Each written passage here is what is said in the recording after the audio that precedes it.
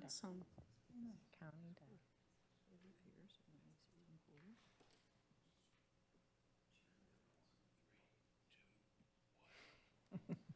down. Okay, it is 4:00. We're going to go ahead and get started. Welcome to everybody that's here and anybody that's listening in to the Indian River County Hospital District regular monthly meeting.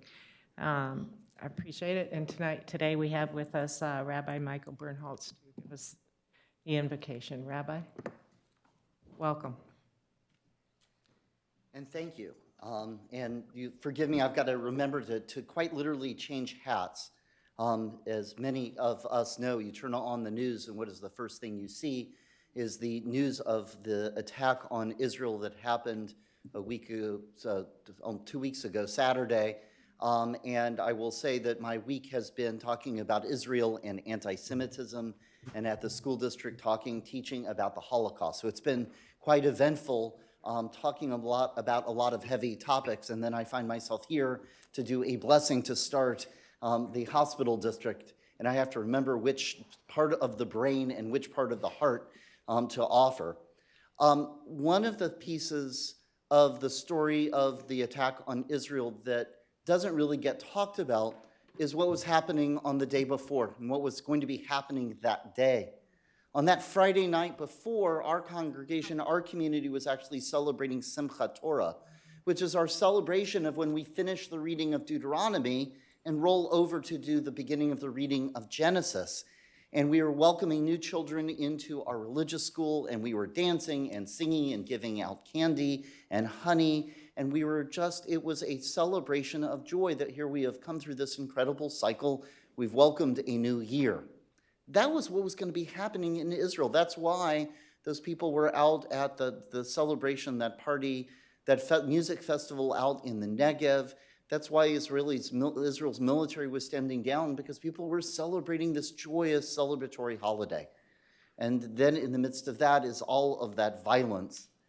As I stand here, my heart is heavy because we're seeing what is happening in the Middle East and so much destruction and so much senseless hatred, and it is difficult to process. But here I am, and I want to offer a blessing to you as you are starting this meeting for the hospital district. And so, as I said, we've finished the book of Deuteronomy, and we're beginning the book of Genesis, and it also ties into that experience, because right at the beginning of the book of Genesis, you get two different stories. One is the story of Noah's Ark, and one is the story of the Tower of Babel. And if you know the story of Noah's Ark, one of the things that God says is, here is Noah, go build an ark to be able to carry humanity and animals through in a world that is filled with, and this is the Hebrew word, Hamas, that is filled with violence in our world. And I don't think there's a connection between the Hebrew word for violence and necessarily the Arabic word for that organization, but it's really striking when you see it. And that's part of what the hospital district is doing in the sense of challenge in our community is, how do you steer our community? How do you provide that haven and that safe place? How do you provide those resources so when people find themselves in the challenge, just like the ark was there to safeguard all of the people that were on board, to safeguard those animals to get through those places of challenge. But you also see the story of the Tower of Babel, where they're building a tower to go up to God. And one of the things that our tradition says is why the people of the Tower of Babel had to go their separate ways is because human did not care about human.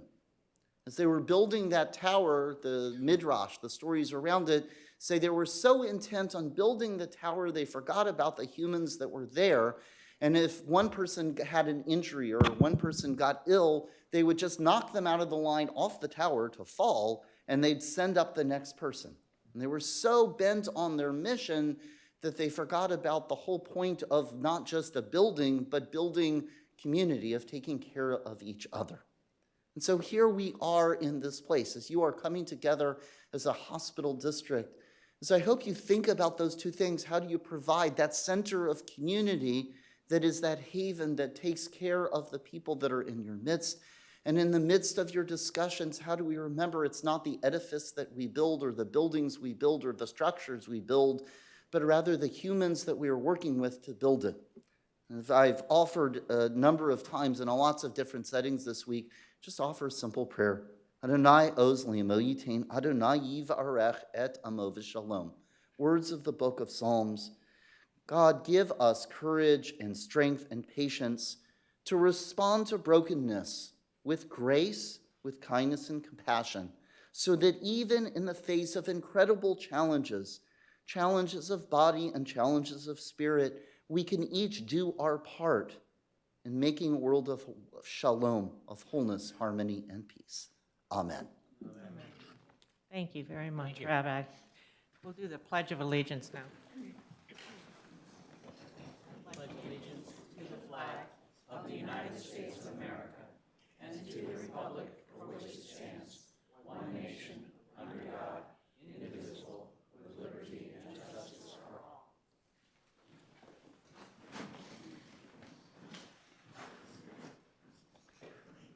If I could have a motion for approval of the first budget hearing meeting minutes dated September 6th, the chairman's meeting minutes dated September 20th, the final budget hearing meeting minutes dated September 21st, and the regular monthly meeting minutes dated September 21st, and an October disbursement of, Mr. Kent? $1,116,549.73. So moved. All in favor? Aye. Okay, thank you very much. Just one thing I want to say today, there was a post on Facebook that read a public service announcement from the Indian River County Hospital District, and it was talking about Cleveland Clinic, and if you had issues to come to this meeting tonight and all that, I just want to be clear that that did not come from the hospital district, okay? It was not sanctioned by the hospital district. And so I just want to make that clear, that was not something that came from us. On the hand, we welcome anybody here to come listen to our meetings. Jennifer. Okay, thank you, Madam Chair. It's been another busy month with the district, and as I'm always available to each of you, I've responded to questions from trustees as they've arisen and pertaining to various matters the district is handling at the present time. Of course, we continue to review the annual deadlines and deliverables due to the district under the lease with the Cleveland Clinic and have responded with questions as they arise. We're currently working on proceeding into a purchase and sales agreement with the VNA to purchase the hospice house parcel that has been approved as far as both boards are concerned, and we're now working to get under contract with a purchase and sales agreement and working towards a closing timeline. We will be bringing that forward for your review and approval prior to the contract being signed. As far as questions from trustees, I did have a question yesterday that I thought would be better to address in my report that I didn't put into the report at the time it needed to be submitted last week. We had a question about the memo that I circulated at the end of last month following our meeting discussion. It's dated September 27th regarding independent special districts, performance review requirements, ethics requirements for officers and employees of special taxing districts. So under Florida Statutes 189.069, independent special districts, which the district is one, are required to go through a performance review process. This is something that came out of Tallahassee. And so the district has engaged a company to assist us with that process, and that is underway in compliance with the requirements for independent special districts. The question that came to me had to do with the provision that states beginning October 1st, 2023, and every 5 years thereafter, each hospital licensed under Chapter 395, which is governed by the governing body of a special district as defined in statutes 189.012, or by the Board of Trustees of a public health trust created under 154.07, must have a performance review conducted. The question was, does the hospital have to do that? And should we seek an attorney general's opinion? And my response was, certainly I will bring it to the attention of hospital counsel and discuss that with them if they're not already aware of that, and they can come to that conclusion as far as the attorney for the hospital. Certainly the district is doing what it is required to do and is an independent special district. and will continue to do so. Typically, seeking an attorney general's opinion is a last resort that an attorney will take after other due diligence and research has been done. It's also quite an extensive process and would require a good number of billable hours. So we're certainly going to work with the hospital and bring it to their attention first, if they're not already aware, which they very well may be, and go from there. Just wanted to make you all aware of that. In the event anyone else picked up on that in the memo, that's certainly up for interpretation as to whether or not the hospital is required to do that. It is a cumbersome process, and so I will certainly make their counsel aware that this is something in the statutes and ascertain as to their opinion on that and what their process will be. And certainly in the spirit of being good partners and stewards, working together, we want to make sure that everyone is complying with this process that's required to. Questions that anybody has of me on this or anything else in my report? Jennifer, I was the one that brought it up, not because I knew the answer to the question, because I didn't know the answer to the question. I want to make sure we live up to our obligations under the statute. The question is, and the Attorney General was just a thought. Right. Wasn't necessarily a starting point by any means. There are other less involved processes. The question is, Jennifer, irrespective of the position of Cleveland Clinic, what is our obligation? Because the governing documents between us and the operations of the community hospital are complicated. And whether or not there's a residual responsibility that we carry and is our duty is really the question that I had. It may be obviated if, for instance, if Cleveland Clinic reads it as an abundance of caution will participate, then that's taken care of for us and we don't have to do any inquiry. If they were to say no, I still think that we probably, in the interest of our due diligence obligation, probably need to explore it. But I don't know that we need to expend resources or anything like that until Cleveland Clinic's had an opportunity to review their position and let us know, is my, and that was the thrust of the conversation that I had with Jennifer yesterday. Right, and certainly we'll review that with them and bring it back to the board. At this point, we haven't had a chance to discuss that with them and their interpretation. I don't want to opine on what their attorney's interpretation might be of this. Okay, you'll bring that back? Yep. Okay, appreciate it. Any other questions for Jennifer? Okay, hearing none, we'll move on to the financial statement review. Michael? Ladies and gentlemen, we're very fortunate that at the end of fiscal year 22-23, financials continue to show that the hospital district is in excellent financial condition. In September, we received the final few dollars in ad valorem tax revenue, which actually brought us to 100.002% of our budgeted tax revenue. So we got it all in $267 more.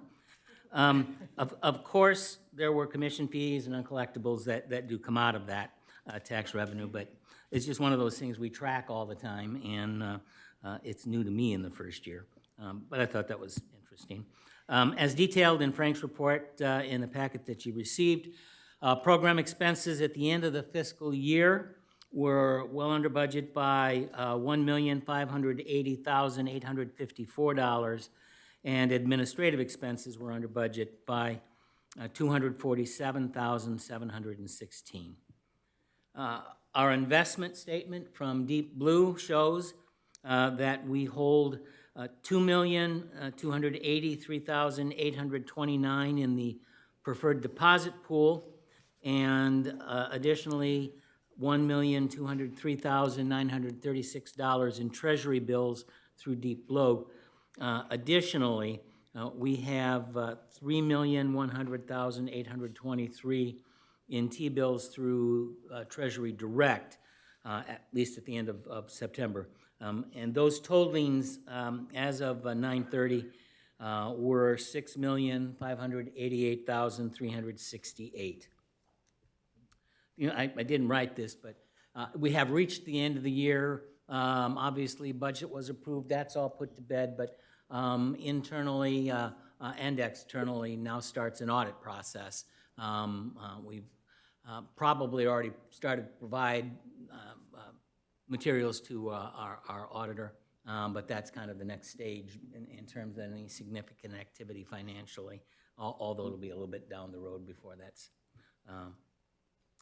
gets public in terms of any presentation. I'll end where I started, just stating again, the hospital district is in excellent financial condition. That's all good news.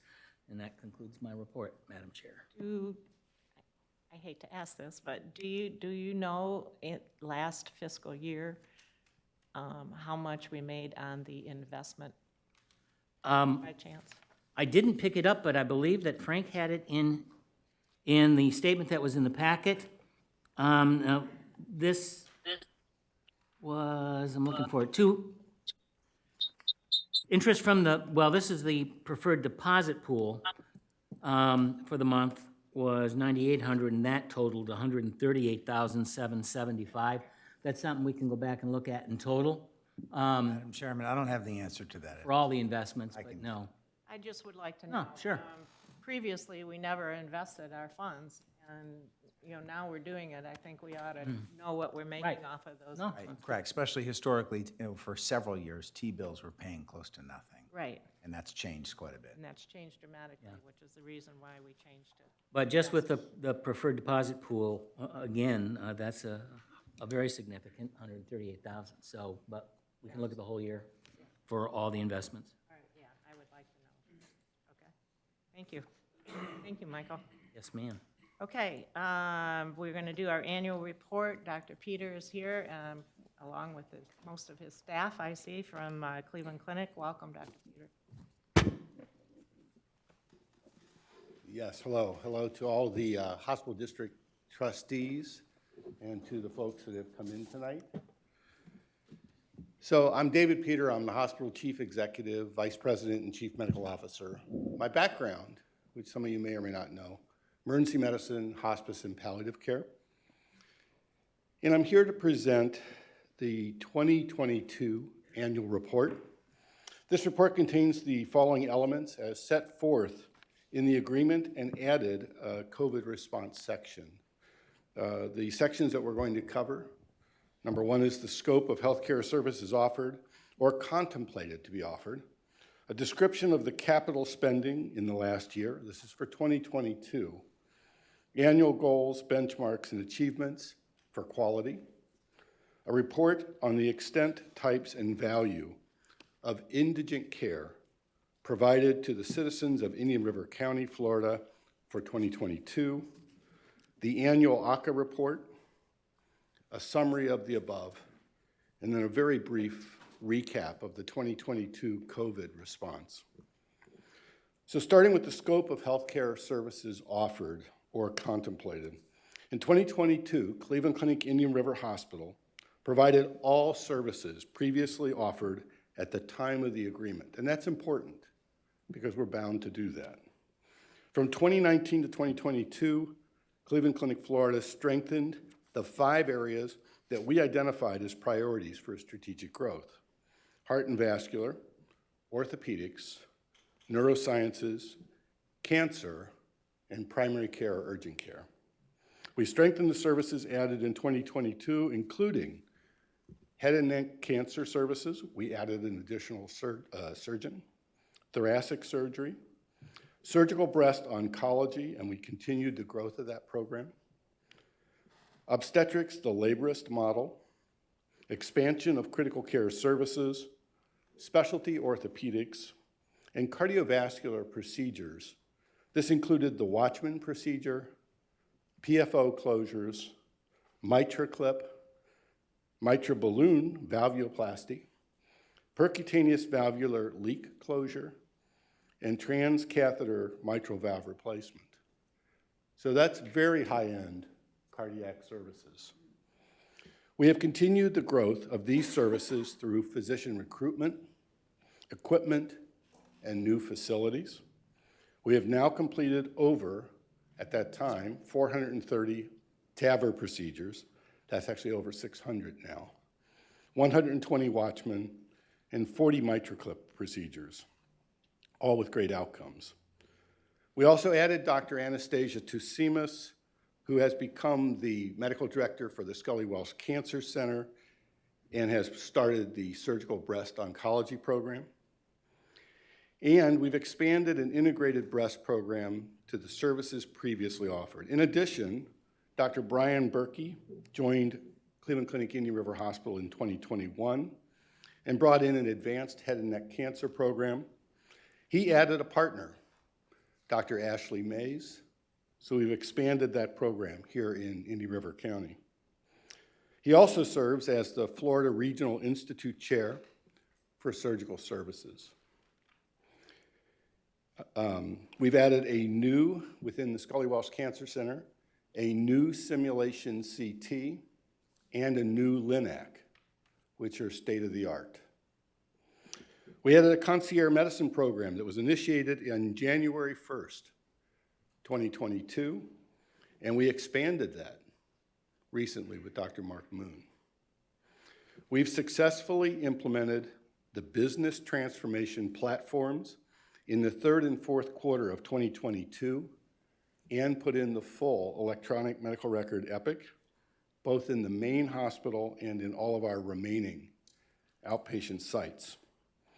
By the way, the business transformation was over 200 business IT applications that we implemented in a period of less than 4 to 6 months. Women's health services have been enhanced with the initiation of an obstetrical laborist model, which provides continuous inpatient maternal services for mothers and children and allows for additional ambulatory visits and access in our women's health offices. We added maternal fetal medicine services. These were added last year and continue to support our OB program. That's for expectant high-risk moms here in our county. We have successfully recruited additional OB-GYN partners and physicians and expanded our inpatient laborist program. Cleveland Clinic Indian River Hospital and Women's Health Care Department was honored by the Department of Health and Florida Surgeon General on Thursday, July 14th, 2022, for excellence in maternity care. The Women's Health Care Department partnered with the Florida Perinatal Quality Collaborative in 2020 in the PROVIDE program. PROVIDE stands for Promoting Primary Vaginal Deliveries, a quality initiative meant to serve the moms of Indian River County. The goal is to reduce primary cesarean sections, which we've done by over 33%. So we reduced C-sections for these moms from 31% in 2019 to 20.9% in 2020, and we've maintained that. Cleveland Clinic Indian River was one of 26 hospitals in Florida that was recognized for meeting the standards of the 2020 Healthy People Initiative. And again, that carried into 2022. Behavioral health services continue to remain a priority for our community and for the hospital. We have invested in staff, training, and additional security measures at the Behavioral Health Center, as well as within the emergency department. Remember that we are a Baker Act receiving facility, and as such, our emergency department is one of the front doors for behavioral health. An additional outpatient program is the Adolescent Intensive Outpatient Program. This program is truly a collaborative. It is supported by Cleveland Clinic Indian River Hospital, the Indian River County Hospital District, the United Way, and the Johns Island Community Service League. This voluntary program for teenagers in school allows the student to remain in school and provides group sessions 3 days a week. These sessions are 3 hours long each. So this is truly an intensive outpatient program.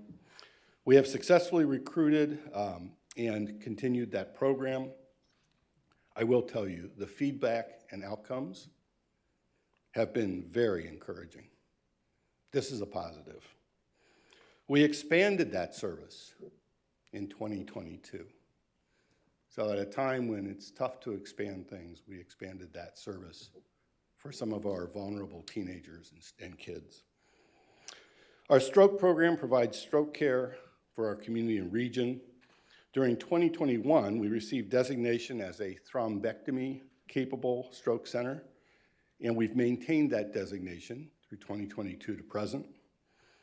We continue to expand our neurocritical care team, and we performed a significant volume of interventions for our stroke patients.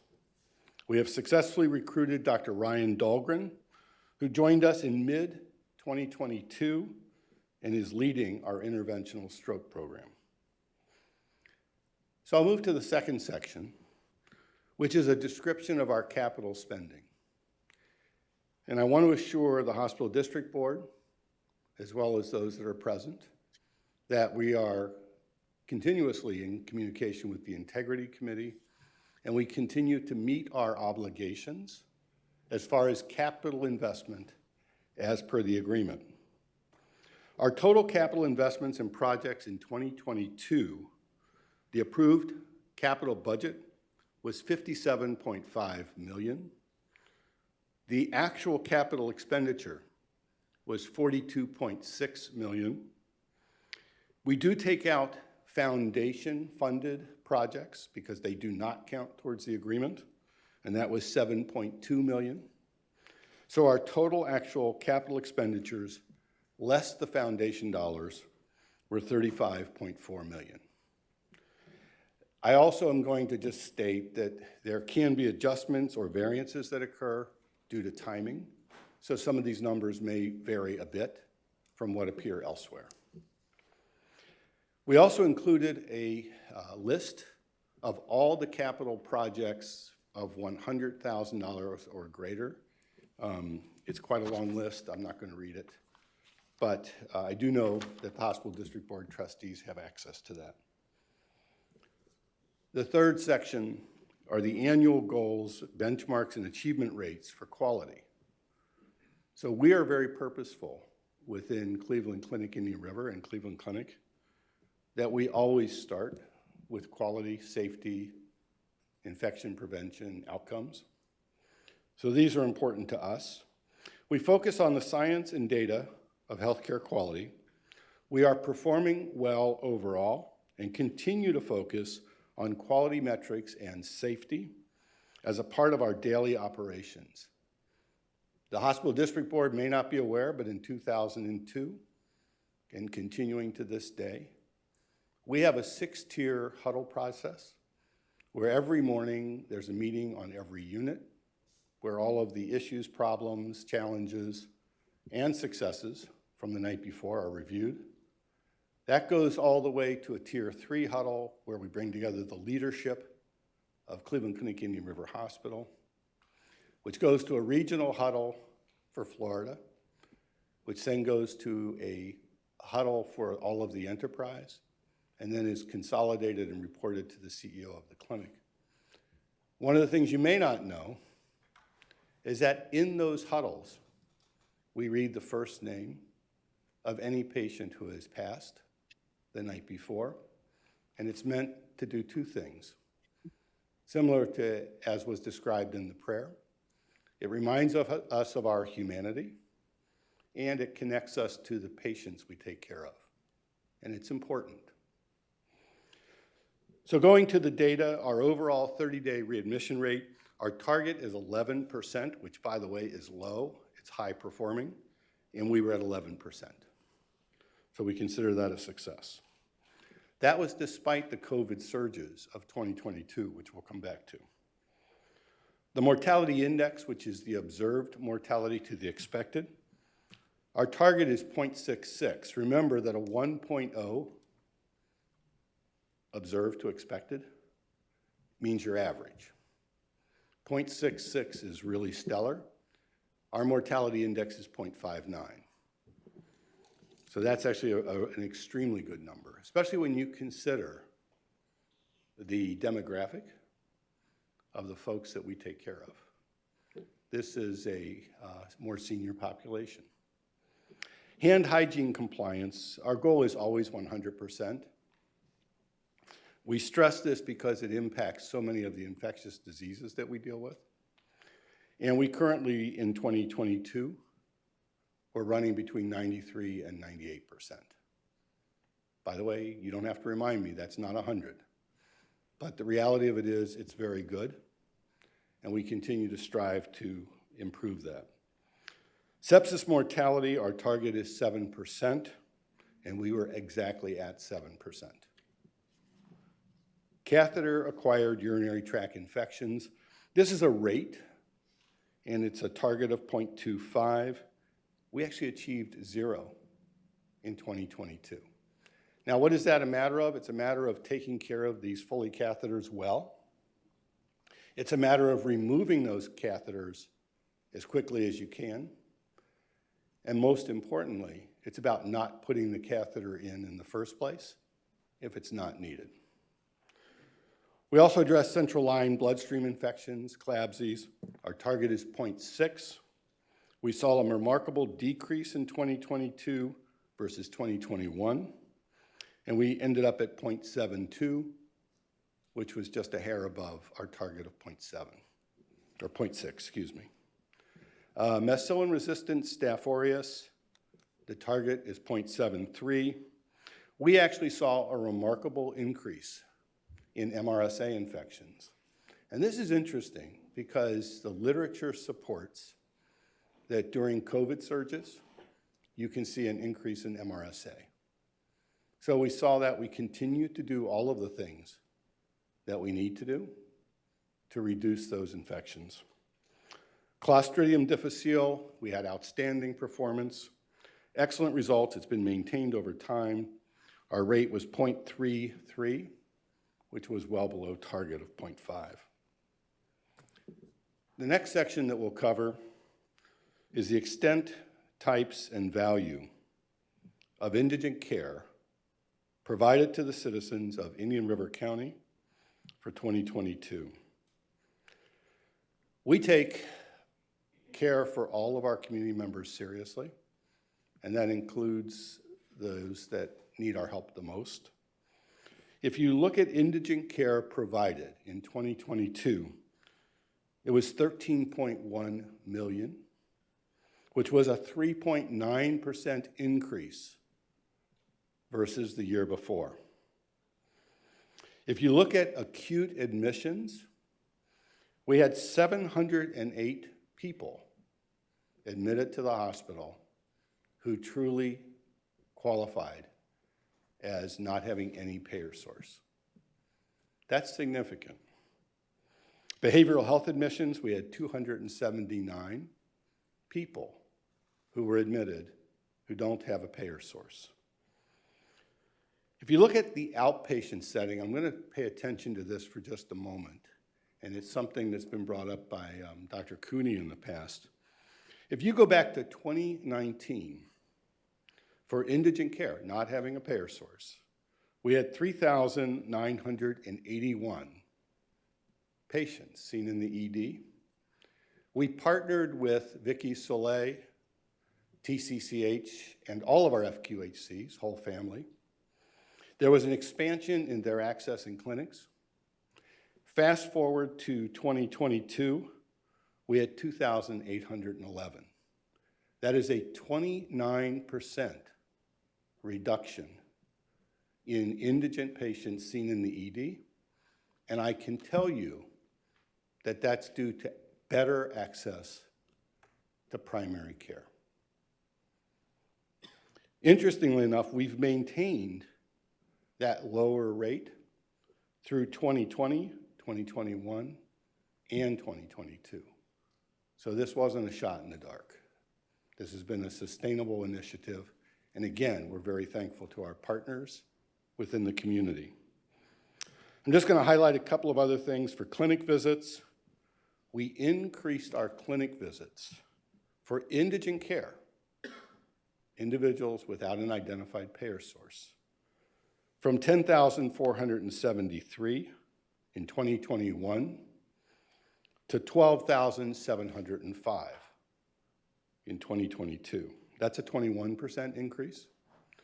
We also increased our total ambulatory encounters from 16,933 in 2021 to 19,643 in 2022. That's a 16% increase.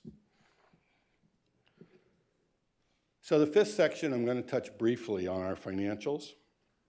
We did send the ACA annual report to the hospital district, so you do have that. Then we had a significant increase in our expenses, and we had a significant loss in 2022. So that's laid out. I think the most pertinent numbers, and I'm going to compare us to 2021 and to budget. Either way, it's a pretty dismal red. But if you look at the budget for 2022, our expenses were $370 million. If you look at the actual spend in 2022, it was $481 million for expenses. If you compare that to the year before, 2021, we spent $401 million on expenses, and again, that increased to $481. We know that the drivers for that in 2022 were travelers, and it wasn't just traveling nurses. We had travelers in many positions: respiratory therapy, sterile processing, the laboratory. But to put that into perspective for the hospital district board and for those in the audience, at one point, we had 45% of our nurses were travelers. We have 600 nurses. We had 245 travelers. By the way, I'm going to fast forward to today just for a moment. We are below 30 travelers, and that is not an issue. And we have completely stabilized our workforce. Our nursing turnover and vacancy rate is currently lower than both the national and the Florida average. Those expenses, though, were very real. That's how the doors stayed open in 2022. Our total operating loss was $69.2 million, and that's a big number. We are moving towards sustainability and correcting that through 2023 and into the future, but I will tell you it's a heavy lift. Other things that I'll highlight, if we look at admissions, we were at 16,874. That was against a budget of 17.4 and the prior year of 1729. Remember, there was a period of time, even in 2022, especially with the first spike in the surges, where we did close to surgeries and people were a bit afraid of coming into the hospital. Clinic visits grew. So we were at 233,635 against a budget of 253 and the year before of 209. So that's a significant growth in clinic visits.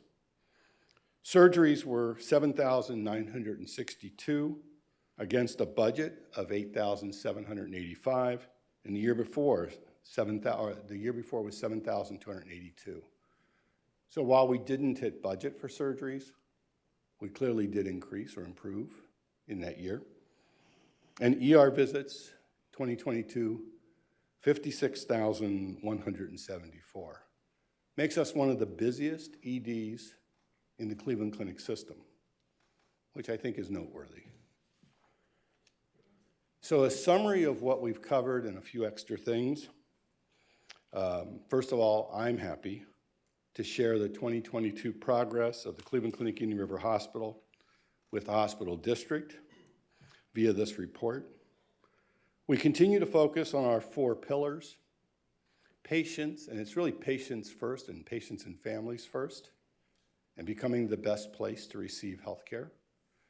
It's about our caregivers. This is a newer goal, but becoming the best place to work in healthcare. It's about the organization, and it's about the community. And Cleveland Clinic, regardless of where we're located, but Cleveland Clinic Indian River, like all of our locations, wants to be a part and a contributor to our community. We had a very challenging 2022. $69 million lost is not trivial. Despite that, we continued to pursue excellence in many of the areas that we've talked about. We received high performance ratings for 8 procedures and conditions, up from 7 in 2021 by US News and World Report. And our hospital ranking in 2022 improved from number 31 in Florida in 2021 to number 18 in Florida in 2022. We were high performing in chronic obstructive pulmonary disease, emphysema, colon cancer, heart attack, heart failure, hip replacement, kidney failure, knee replacement, and stroke. By the way, those are all important to those that live in our community. Joint Commission thrombectomy capable certification and a really robust stroke program. CMS 4-star rating, onboarded primary care of the Treasure Coast, put in the full Epic electronic medical record and global business transformation. And as luck would have it, none of our IT systems were the same as the Cleveland Clinic. So that was a complete overhaul. Our program recognitions, the American College of Cardiology Certified Transcatheter Valve Therapy Program, American College of Radiology Certified Radiation Oncology Practice, Commission on Cancer, Comprehensive Community Cancer Program, the American College of Radiology Breast Imaging Center Excellence Accreditation for VRA, Vero Radiology, the American Association for Critical Care Nurses Beacon Award, the American Heart Association. It was the 2022 Get With the Guidelines Stroke Gold Plus and Get With the Guidelines Heart Failure Gold Plus and Target Heart Failure Honor Roll. And the last was that we were one of 26 hospitals, as mentioned earlier, that were recognized and met the standards for the 2020 Healthy People Initiative for C-section rates, and we did that in 2022. So in closing, while this is not required within the agreement, we did want to recap COVID. Many individuals believe or think that COVID ended in 2021. Actually, the largest COVID spike that we had in Indian River County was from January to March of 2022, and we reached a peak of 1,401 patients positive for every 100,000 people, which was the highest level that we ever reached during the pandemic. We had a second spike, or surge, from July through October 2022. And that was material for the hospital, so we do remember. If you look at COVID-related deaths, from the beginning of the pandemic, March 2020 through December of 2022, we, Cleveland Clinic Indian River Hospital, had 432 deaths due to COVID. 96 of them occurred in 2022, which is 22%. In addition, for hospitalizations, for the whole of the pandemic, we had 2,979 hospitalizations. 1,145 of those, 38%, occurred in 2022. So the pandemic wasn't over for us, at least. So that ends my report, and thank you. Thank you, Dr. Peter. I know that there's been a lot of work behind all of that, and our community hospital couldn't have survived a $69 million loss, that's for sure. So we have Cleveland Clinic behind you to do that. We also know that there's been struggles with your implementation of Epic and your implementation of the new phone system and those types of things too. And can you just speak to those for just a minute? I can. You were very kind in the way that you worded that. We clearly had significant struggles around both the phone systems and our IT implementation, especially when it comes to access for the community. And I'll give one highlight. We decided to go live with a centralized phone system right about the same time the pandemic started. That system was designed for around 8,000 to 9,000 calls a day. People are forgetting how frightened everyone was. And the first day that it opened, we had over 60,000 calls, and it completely shut it down. And it took us much longer than we would have liked to have gotten that fixed. We do believe that we are improving in all of those areas. We've got metrics that show that. It's still not where we'd like it to be, so it remains a work in progress. We have a significant capital expenditure coming up, which specifically addresses the phone system. So those things are coming up. I believe that's $2.4 million. Thank you. Yes, I have, first of all, I'd like to compliment you, Dr. Peter, for the excellent report and the success that you've had through the hospital. One area I think in the community that continues to be a concern is the emergency room, and I think you and I have talked about that. In fact, you recognize that as one of the major complaints that people get, and I think statistically you noted the growth just in the last 3 years. It's overwhelming. So can you give us an idea of any plans down the road regarding any changes in the emergency room situation or enlargement or ways to address that very serious subject? So the answer is yes. I routinely give tours at the hospital for groups like this and others, and always take them to the ED, to the emergency department.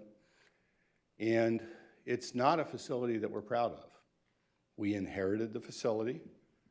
We have done the best we can to make it as functional as possible.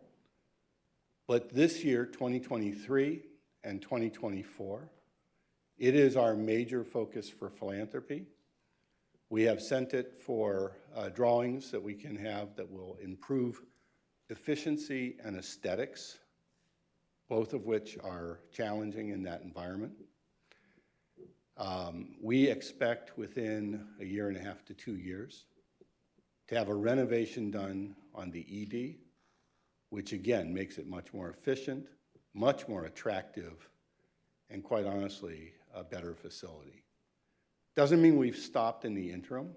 So right now, I believe we're, how many weeks away from opening the behavioral health area? Oh, Tuesday. Not weeks, Tuesday.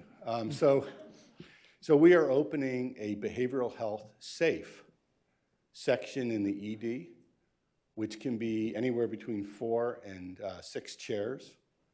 And it's really state-of-the-art in the sense that it's got protections for the patients. That's your garage. That's the garage area. Yeah, what he's describing is there's garage doors you can pull down over like the head walls, which keeps the patient safe.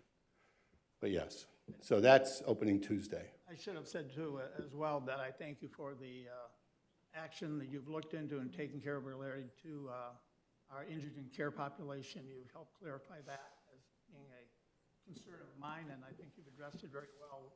We're headed in the right direction in addressing those people who are in the ALIS population and others, so thank you for that as well. And we can only do that with community partners, so we truly are thankful to the FQHCs and the organizations that help and support with that. Other questions? Sure. Dr. Peter, what I want to do is kind of go over a few things. And truly the spirit is cooperation, collaboration, and lifting things up. We had a conversation at one of our meetings back in July. In that same time frame, we were supposed to have a meeting. It got canceled due to your circumstance. It hasn't been reset. I really want to have that level of relationship with you, okay? We need to get that on the books. And absolutely. And I'm encouraged on what I'm hearing on the employment side. in terms of your retention, and it sounds like you're making progress there. And I suspect your MBA background is contributing to that in terms of Actually, it's the team, but yeah, but what I want to do is talk a little bit about vision and some distinctions that may make a difference for you all in our community. Or mission. Your mission, as I understand it, is caring for life, researching for health, and educating those who serve. Ours is improve the health of Indian River County residents. I realize that the phrase, this is going to sound derogatory, really isn't, but Cleveland is referred to as the mothership, from what I hear it from time to time. I really wish you guys had the ability to have a little more autonomy and work within our mission, because I think that changes your perspective and your focus to some degree. It might.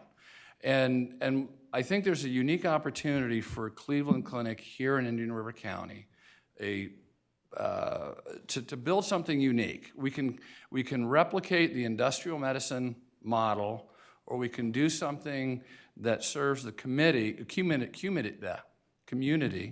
which is one of your pillars. And that community includes the independent physicians and the patients in the community, okay?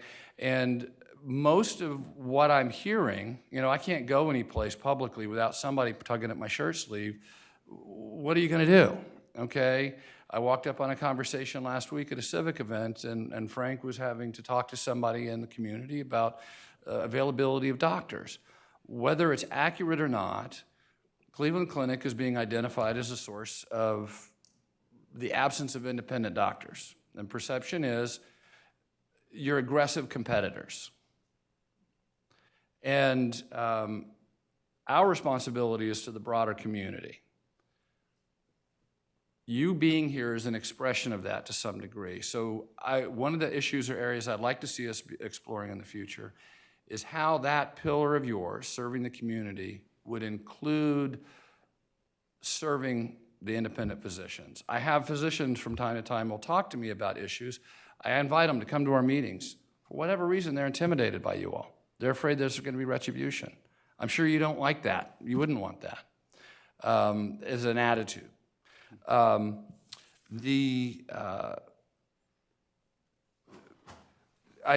did a Google look, and I know it's not scientific. You all are at the bottom of the 8 hospitals in our community. Now, it's not scientific, I get it, but it resonates with the other data points that I get, which is the people pulling on my shirt sleeve. It's about your phone system. It's about revolving doors of physicians, which hopefully you're getting a handle on. It's about the perception that you all are driving doctors out of our community. Whether that's right or not, I think we need to explore, and I think there's some organizations out there that we can work with to collect information to find out why that sentiment exists, if it's legitimate or not, and figure out how you all can better support the independent physicians. And to that point, you're making, last week, or when we were in July, I talked to you about this form and not really understanding why legitimate lab companies, Quest and LabCorp, their material isn't sufficient for you to be used at your hospital. This is in conjunction with another physician who over the summer came to me and said, look, for 20 years we've arranged for couriers to come and pick up our specimens and take it to the lab, and all of a sudden that can't happen anymore. Rather than waiting for you all to sort that out, my understanding is that revenue source for you all is gone elsewhere. The concierge medicine, you're free to do that, I get it, okay? But what does that do? It creates an appearance that you're chasing whatever revenue sources in our community you possibly can. And a lot of our community doctors went independent and started doing concierge care as a response to COVID, insurance, and some attribute it to Cleveland Clinic's interactions. So when I see concierge care from a hospital, it resonates with that narrative that perhaps you're unduly competitive. Paul, would you like to give Dr. Peter an opportunity to Yeah, speak well, to some of the things that you're sure, we'll talking pause about? here, so long as it doesn't negate my ability to discuss things, sure. So, yeah, I'll pause now, and then we'll move on. Go ahead. Unless you'd So- rather wait, and, Well, I'm happy to accommodate whatever is best. To what we've discussed to this point, I can tell you that we lost primary care docs, period. And many of them did go into concierge medicine and are now independent concierge physicians, and they're doing very well. I'm still friends with many of them. As we've discussed before, I do about 60 touch-base phone calls every month. They're anywhere between 5 and 15 minutes. And 23, 24 of those are independent community physicians. So I do think that myself and the team are trying to stay connected with all of our physicians. So we have employed community physicians, we have independent community physicians, and we have contract groups. Our 2 contract groups are the emergency department and behavioral health. And the policy's been open door. I'm probably one of the easiest people to get a hold of that you know.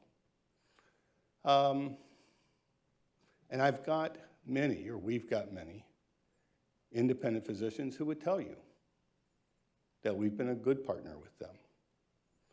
I don't see us as duly competitive, unduly competitive.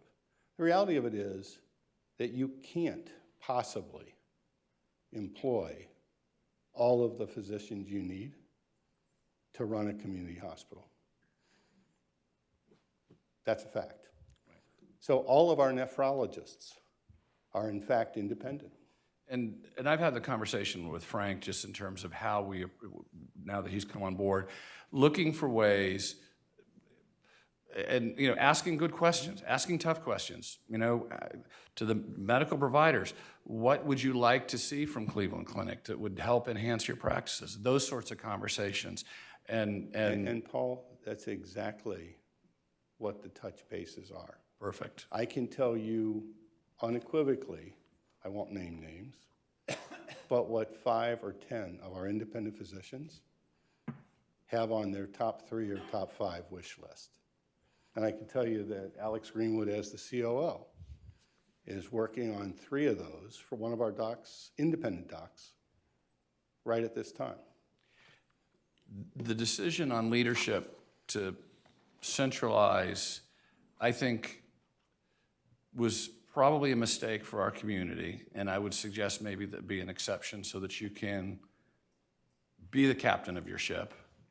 So regardless of title, the buck stops here. And it may have been a form over substance mostly, but I would have appreciated as a member of the board to have heard about it in conjunction as a partner rather than here and somebody sharing your letter that you submitted to, which leads to we're really partners of yours. And one of the dynamics that has taken place that is subtle that you may not be aware of is when it was the Indian River Memorial Hospital Corporation, which still exists, okay, that was running the hospital, it was composed of local folks to some degree, okay? When the substitution agreement was created, it changed dramatically. It's written so that Cleveland Clinic Foundation, or Florida, I don't remember which, one of the two, is the sole entity occupying that corporation now. And that you all have 9 of the 17 positions, and a majority gets to select the remaining of them. So what has happened is it's an entity that is not as community focused as it once was. And one of the things we may want to explore is how we're able to, advisory committee or some way for us to feed into your leadership of the hospital. I'm not asking that we rewrite the governing documents, But I think that what happened was, an unintended consequence was, a vacuum was created. And that vacuum was an understanding and presence of our community in that process. And it's something that I think that we should explore. I'm happy to explore that. I guess I would take exception to what you're saying there. And having been through, and when we did go through, we understood that whatever and whoever we were going to partner with, it was going to be a corporation. It was going to be an enterprise, and life was going to be different. Our consultants, you know, and I would say this to anybody, we had many, many meetings open to the public to talk about concerns and that type of thing. Our consultants said at the time that this will change. We heard that, and we heard also that it would take 3 to 5 years in a normal situation, not in a pandemic situation, but it would take 3 to 5 years for things to settle down. They told us doctors would leave. They told us that, I mean, we knew all of these things, and it didn't matter whether it was Cleveland Clinic or any of the other people that we were looking at. Those things happen when that change happens in a community hospital. Was that consultant Stout? We had Stout, and we also had Juniper, yes, that are still working towards that. And that's why I use the phrase unintended consequence is the byproduct of our experiences right now. And I think that one of the things that will improve your experience here is looking for ways for more community input and engagement. And it is one of your pillars, serving the community. You know, I'm not sure how well we were served by Stout.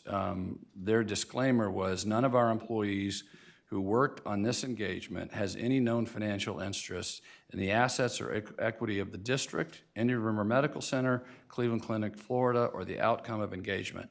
We have not previously provided financial advisory services to the district. My difficulty with that disclaimer is it's pointed in the wrong direction. What should have been clearly and unequivocally sought from this organization was that they don't have a relationship with you all, that they're completely aligned with us broadly, not just those that worked on this report. And that's particularly sensitive when one of their primary offices in Cleveland. I'm not saying that I know or think it untoward, but it does have an appearance of, did we really get an objective opinion? Paul, I don't know. we are not going to reconstruct what we So, did 4 years Well, I'm just responding to your comment about. And I'm sorry, but this is an annual report from the hospital that we asked them to do. And if we need to go and have a special meeting, we will have a special meeting, but we are not going to sit here any longer and go through all of this. I have one last thing that was covered in July that I just want to follow up with, and that is the acknowledgement and consent form. Have you had a chance to look at that since July? Has it been worked on? Yes. And what is taking place there? So I would have to go back and dig. Okay, through it. just to refresh, my concern was that it's not really voluntary, because if you don't sign it the way it exists, you don't get treatment. That affects the availability, accessibility of indigent care, because if I don't sign it, I'm indigent. I can't go outside of the county, I'm just stuck. And that's a problem. And what it doesn't take into account, that I may have a health surrogate form that someone in my life is going to help make medical decisions. And it may be intended that you're okay with that, which makes it an easy fix. And just as an aside, a friend of mine recently went to the hospital and was asked to sign the consent form. So this is an internal glitch, and was given a blank screen to sign. He texted me and said, hey, I just signed a consent, and it's a blank screen to sign. I said, well, did you get a copy of the form? No. Well, you might want to go get it. So that's a training issue. I can't imagine that's the way your SOP is, but just to give you a heads up, and I can't imagine this is the way you fixed it either, because. All that is an electronic signature. Right. But the form needs to be provided. Understood. So I appreciate your time, and I do want you to succeed. 75 years of $63 million losses are not sustainable for you.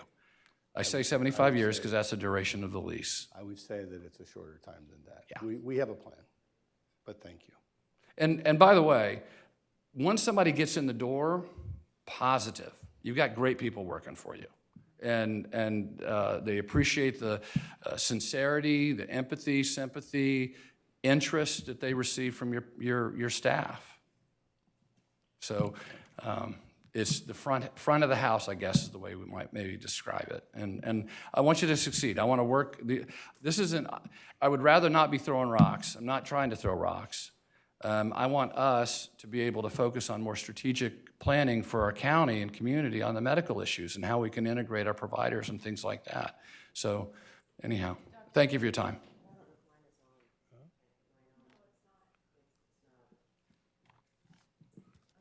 Paul, does your slide over?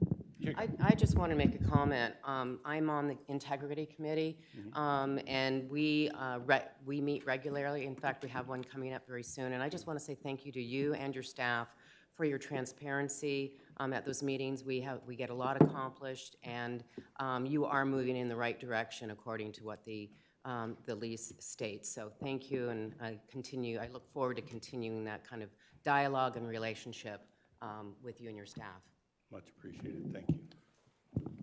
Would like one last question to you, is that if people have concerns, is there a number or a place that they can go to express their concerns where you read them and address them? So there's actually a couple. If it's a financial concern, because I think you had brought that up, so for patient financial services, it's a number 772-563-4774. And for all other concerns, there's a local number, it's 567-4311, and then extension 1041, where they can reach the Ombuds office. And we actually brought brochures for you, so we'll leave those with you. Would you be amenable to having us put that on our website, that if there's issues? Oh, absolutely. Okay, we will do that. I see no issues with that. Okay, thank you. And thank you all for coming for this. Thank you. All right, thank Thank you. you. I did forget about our executive director report, and I apologize to Frank. It's I'm okay, I'll be sorry. brief. So we need to go back to our executive director. Sure. So just a few brief updates. So I'm going to do three things. I'm going to talk about a couple follow-up items, give some updates, and a couple new items that I want to share. So finishing up 5 weeks with the district, and very excited to be here. As far as follow-up items, Gifford Health Center, at the last meeting we talked about, I presented some foundation repair that was needed. And we were able to secure, we received 3 bids. We're able to secure a company who's going to fix the foundation and solve that for about $38,750. We're going to get started on this once we secure the permitting, and we should have this done by the end of the year. So we'll have that issue resolved. Second, and a big one, is UF Health Center for Psychiatry and Addiction Medicine. As you know, because we've been talking about it, with UF leaving at the end of the year, I think December 29th is actually their last day of operation. We have been working with all the stakeholders to ensure, so all the different agencies that provide behavioral health, and making sure that, of course, Cleveland Clinic is involved, the schools are aware, because we have 2,600 patients, to ensure that we have a smooth transition of care and they receive whatever they need, and they're well aware of it in advance, so which helps decrease anxiety for these folks, because there's about 250 that are children. So we held a meeting October 3rd. We convened that just to make sure we have a solid plan in place. We're going to be meeting monthly. Our next meeting is November 2nd, just to make sure that that transition and the communication is done appropriately, and everyone is cared for and transitioned in an appropriate way. Including staff. Including staff, correct. And the staff, there was a total of 5 staff that are going to be displaced by this change. The 5 staff have secured full-time positions, so we're all set there. And that's not by us, that was from another company in our community. So a couple updates. So what I'm really doing is I'm spending a majority of my time being new to the community. The town I grew up in is very similar to, in some ways, to Vero Beach, so it's kind of an easy transition for me. But I'm spending a lot of time, everything starts with understanding. Everything we're talking about today, right? Everything starts with understanding. So I figured I'd spend a majority of my time meeting with all the different groups in the community to have a full understanding of the county and truly understand the healthcare services we offer, the programs we offer, the needs that are out there in the community. Again, it's been wonderful, the continued very warm welcome I receive from all the communities that make up our county. And it's been a pleasure. You know, I said it on a call this morning. I say it to everyone I've met, and I've met about 872 people. I'm just making that number up, but it's a lot. But, and everyone's new to me.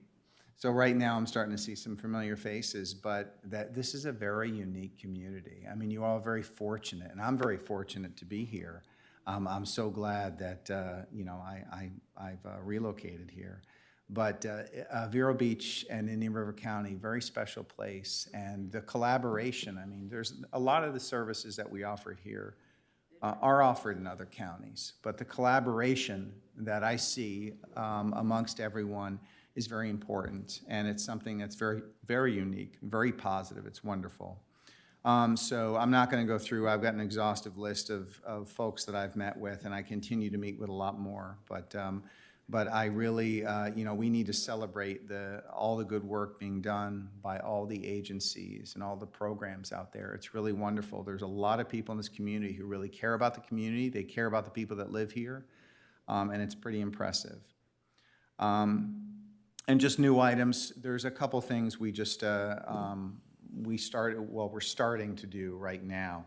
And one is something called EC Impact. So we're moving away just to make the process a little bit easier for submission of applications for funding and annual reporting, and to be able to look at metrics. And this is the most important thing you're going to hear me talk a lot about, is the impact. So the impact of the funding and where the taxpayer dollars go, and how they make a difference for individuals. And that's something I'm going to be talking about a lot over the next several years, because that's ultimately the importance, and that's the reason why we're here. That's the reason we exist. That's our mission, is to improve the health, and I throw in the word well-being, of all the residents of Indian River County. And what I'm going to be talking a lot about over the next several years and illustrating very clearly is the impact of where those dollars are going and the difference it makes. Because I can tell you, I've been to all 26 of our funded agencies, and I've been a lot of different places in our county over the past 6 weeks, thanks to Jenny, Kate, and our staff. But I have to tell you that I think it's important that we understand that these tax dollars and who they go to impact, there's a face there, there's a family there, there's a difference that makes. And I really want to make that, clear so folks know where these dollars are going, and they truly are making a difference. EC Impact will help a little bit with the process for future funded agencies and our existing funded agencies. Right now, we've got about 24 of our 26 agencies using the software. And instead of using paper, printing, you know, submitting and Jenny trying to figure out how to keep the metrics in a spreadsheet, all this will be done electronically. And it'll be very beneficial. It'll make the process a lot more seamless. It'll be better for data, better for us to chart the progress, and just simply more efficient. So I'll stop there. Thank you. I'll jump in just on the EC Impact because I know it well, and had referenced it months ago and not followed up, so I was delighted when I heard you'd actually met and we're going there. It's also going to be easier, I think, for trustees and easier for staff, obviously. The vast majority of agencies that we fund are comfortable and already using that. And it's not a uniform, it's not like we have to plug in with what somebody else has done. We can design our app the way we want our app. But the structure is the same, and it's gonna make it easier for the agencies. It's also gonna make it easier for us when we go through the review process to be able to just log in ourselves, see all of the supporting data if we wanted to, and ask questions. We can send an email to the organization to get a question answered directly. So I was delighted when I heard that came to fruition, and I think on all fronts, it will be a welcome change. Well, thank you. You can thank Jenny for that. She's the one who introduced us to it. And just another, small technology upgrade is just simply DocuSign. So instead of faxing papers back and forth for all our contracts this year, we just converted to simple DocuSign. The cost is nominal. It's just saving us a lot of time, and it's saving us paper. It's just more efficient. Frank, Thank you. Mary Beth. Frank, just for a little clarification on that Gifford Health Center, which I know needs to be repaired probably sooner than later. Was it put out for like public bid and were there any local companies that?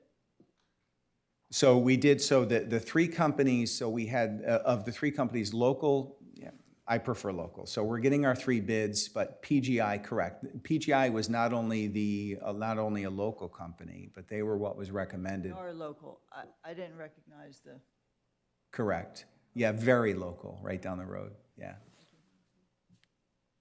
Yeah, and just one other added thing is that Frank and I did have a conversation today with the folks from VCOM and told them the discussion that we had in our meeting and that the district leaned more towards a lease rather than a purchase, and at least until everything was long way down the hall, because it's a very valuable piece of property, and we wanted to make sure that they were settled. So that kind of took them by surprise, and they need to think about that, but I think they were receptive to that as well. They were indeed. So they were going to start that process. We have to be creative in how we craft that lease contract, but Right. yeah. Right. Okay. Funded agencies. Globe Check. Dr. Mallon, you've been sitting here all night. I appreciate that and your group. So come on up and talk to us. Thank you, Mary Beth, and thank you to the hospital district for having us here today. I think you have a summary, all of you have a summary in front of you, so I'll try to be brief and then hopefully can answer any questions that you may have about GlobeCheck and what we were doing this year. So we completed, initially for those of you who are new to the hospital district, we initially had a 6-month pilot study looking at the viability of providing eye care to Indian River County residents. After a 6-month trial, the results were, I think, very well received. So the hospital district agreed to fund GlobeCheck for the last year. We are here today to hopefully continue that relationship. Our budget request was similar, as actually the same as it was for the previous year. Just in summary of what we did this year, we concluded our inaugural year. And what we had done was our initial plan, we have 2 globes that are in the community. One is at Whole Family, and that globe was where our initial study was completed.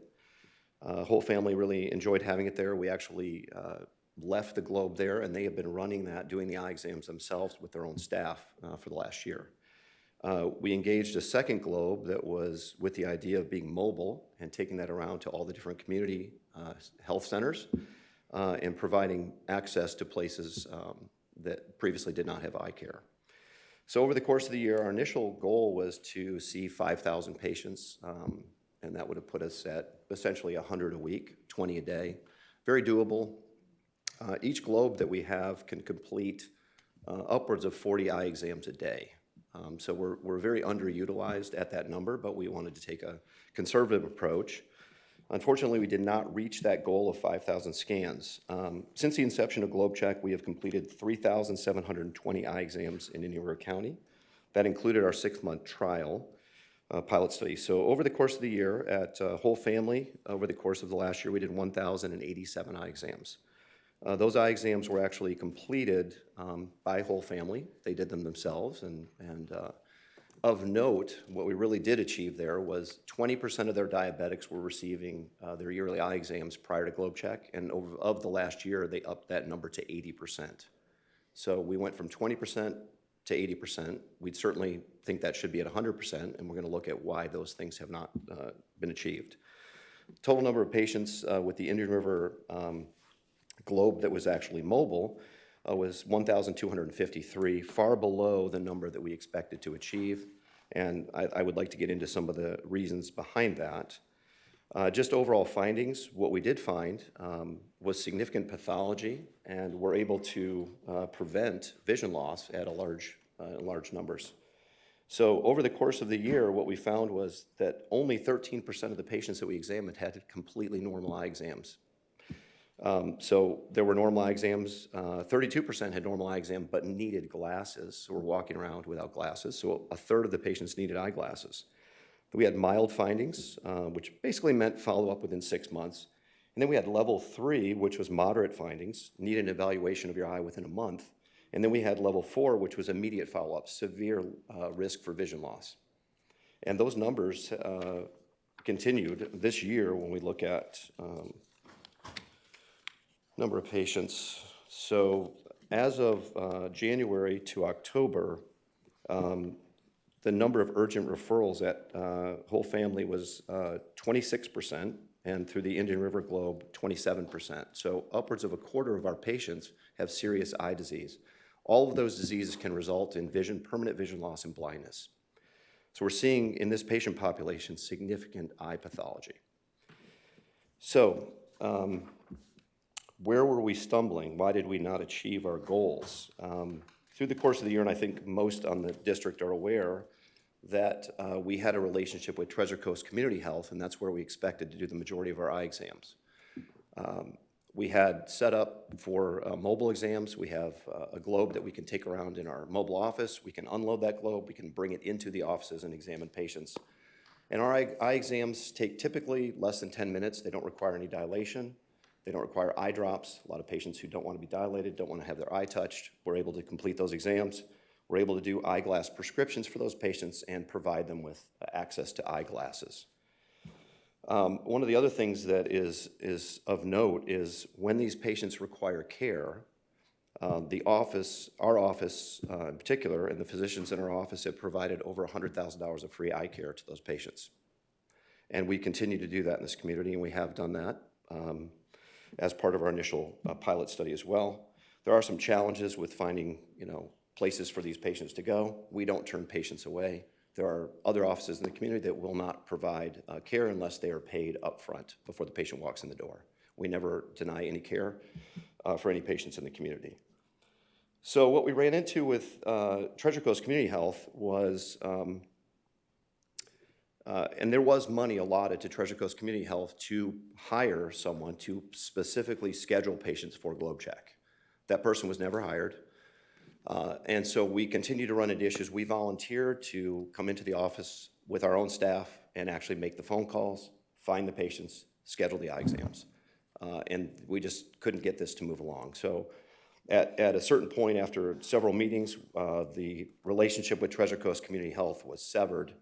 And so we were looking for other partnerships in the community so that we could get access to these patients, which included going back to the VNA, who we've worked with in the past. The issue with that is they just don't have the volume of patients that the Treasure Coast Community Health has. So that's where we are. I leave that open to questions, and we can discuss, kind of further ideas about what we can do. I understood that you were over at the Up Center as well. Yes. Has that proved to be more patients, or is that proving to not? That's actually been our largest volume, but it's all walk-up patients. So these are just people who see the globe, walk up, and get their eyes examined, and it's actually been a really nice group of patients. They love having it there, and so that's been our largest place of utilization, but we're missing out on large volumes of patients that are walking through primary care clinics. What we've proven at Whole Family is these patients need their eye care, and we can take these diabetics, just the basic diabetics, and that doesn't include all the other eye diseases that are walking around that patients don't know they have. And we took them from 20% getting their yearly eye exam required to 80%. And again, that should be 100%. Every diabetic walking through the door can get their globe check their exam done right then, while they're there in the office. Have you been involved with the school system? We haven't, but I'll tell you that Frank and I have had discussions about that. We would love to get involved with school. I mean, there's a lot of elementary school-age children that, you know, aren't advancing in reading, and so many times they find out that the child has a vision problem. I'll speak to that today. We just had a 17-year-old that actually has gotten to the age of 17 without eyeglasses, not driving, not getting educated, sitting in the back of the classroom. They thought she was developmentally delayed because she couldn't see. She's a -3 myope. She just needs glasses. We got her glasses, and she can see. I mean, these are the kind of things that shouldn't happen. These are tragedies. And Frank and I have discussed many ways that we could access the communities, and I would love to do this. We can have a day of vision where you can basically provide an eye chart to every classroom and say, this is going to be the Vision Health Day. Educate the community about the importance of eye care. Why are we doing eye exams? What are we finding in these eye exams? Anybody who doesn't pass the eye chart exam in every classroom, the teachers can do it. We can set up a 20-foot, get your vision screen. If you don't get 20/20 vision, you go down to get a globe check. And we will then start to pick up these patients, these amblyopic kids. Now, you're not going to pick up everything with just the eye chart. Some people are going to slip through there, but most people who have an eye problem, we're going to identify it. We're going to take them over. We're going to get a check. And if you start doing this at an early age, these kids aren't going to get to the point where they're in high school and they've never seen the blackboard and they're getting D's in school because they can't see. I just want to share two things. First of all, yeah, Dr. Mallon and his team, we have had some discussion with this to some level of depth. I'd like to have a deeper discussion because I think there is opportunity that we haven't yet explored. And the second thing I wanted to share is that Jenny and I were at UAP on Tuesday, and they were super happy to have it. So if you think about, you quantify it, I mean, you heard the statistics that Dr. Mallon just mentioned. What's the value of identifying pathology in one person who could potentially go blind without being screened? Is there a number value to that? Depends on who you ask. If you ask the person, they may have something Well, to say they've about done it. studies on it's well over $1 million to the community. If you have someone who is 40 years old who goes blind from diabetes, they are out of the workforce. They are now on the dole of the government for the rest of their life. It's well over $1 million. But the impact socially on families, I can tell you unequivocally, we have saved people from going blind this year. We could march them in here today. Angle closure glaucoma, they would be blind within 24 hours. And as I said, our office takes care of these patients, and not for financial gain. I can show you the numbers, what it costs us to provide this care, and my doctors in our practice, we have all volunteered ourselves, and I've done that since I've been in this community, and we will continue to do that, whether GlobeCheck is funded by the hospital district or not. We will carry on our initiative, which is to provide care to people in this community who do not get eye care. And that's the whole point, right? Because it's mobile, it provides, these are people who typically would not normally get screened. So it's picking up pathology in people and preventing essentially blindness in people who would never normally go for a screening, correct? Because I of have a the report mobile right nature here. of it. This is a 38-year-old we just scanned today over at Whole Family. He has severe non-proliferative diabetic retinopathy, and he is 38 years old. He will be blind without treatment within 2 years. He has keratoconus, which is a corneal problem. He has, this is a gentleman that is on his way to being blind, and he's 38 years old, and we picked this up today, and he will now get treatment. Glad that wasn't my report. I got tested yesterday. It's a very easy, user-friendly process. No, it's not me. I'm 60. What's his name? But it was a very easy process. And yeah, we just need to figure out where we can get you into the right places. And I think that's part of our strategic responsibility as the hospital district is to do those sorts of things and to put the pieces together for everybody. So, with Frank's help, working with you, I'm looking forward to the opportunity to see where we can get you. We want the patients. I mean, like I said, we want our globe going 40 patients a day. We want to get to the point where we need another one because we just have too many people to see. And it comes to my mind, you know, the IG Center down south, I mean, there are lots of people walking in and out of there every day, you know, I mean, that The is. diabetics, you know, the diabetics is an easy one because everybody knows who's the diabetic and they're not getting eye care. And the metrics are easy to figure out. The reimbursements are greater. There are a lot of incentives for primary care clinics to actually get their diabetics screened. I mean, the hospital should be using this. Every single one of the people that are diabetic that walk through there, every single one should be getting an eye exam. And it's easy to do. I have a question about that, and thank you for coming in, number one. I came in after the decision had been made to get engaged with you, so I wasn't there when you brought the machine in. I've never been schooled. We welcome all of you. We welcome every one of you to go through Globe Check so you can experience what it's all about. And third hand, I've heard that in terms of diabetics, don't they need to be dilated to get the full? So I mean, glad you asked that Is question. Globe Check gonna catch everything it needs to catch? I can show you without studies. I think dilation? the study is in your report there that tells you that a fundus photography is better than an ophthalmologist looking at it, including a retina specialist. So there are many, many studies that would dispute that. First of all, a dilated eye exam, what does that mean? First of all, that comes from someone who doesn't know what they're talking about, respectfully. I see patients all the time in my office that we dilate their pupils and they don't dilate more than 3 millimeters. So is that considered a dilated eye exam if their pupil doesn't dilate? Half the men in this country are on Flomax, so their pupils don't dilate.